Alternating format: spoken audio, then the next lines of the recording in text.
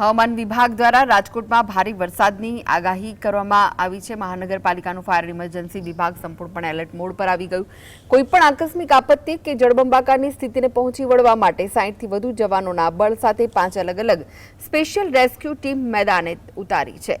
આપત્તિ પ્રબંધનને વધુ મજબૂત બનાવવા માટે આ ટીમોને બોટ, ફાયર રેસ્ક્યુ વ્હીકલ સહિતના આધુનિક બચાવ સાધનોથી સજ્જ કરાઈ છે। તેમજ ન્યારી અને આજી ડેમ ખાતે બોટ સંચાલનની મોક ડ્રીલ યોજીને જવાનોને વિશેષ તાલીમ પણ આપવામાં આવી।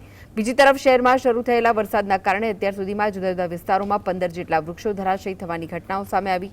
સ્ટેશન ફાયર ઓફિસર તેજસ ગઢવીના જણાવ્યા અનુસાર તંત્ર નાગરિકોની સુરક્ષા માટે 24 કલાક કટિબદ્ધ છે અને કોઈપણ આપત્તિજનક કટોકટીમાં તાત્કાલિક બચાવ કામગીરી શરૂ કરવા સજ્જ છે।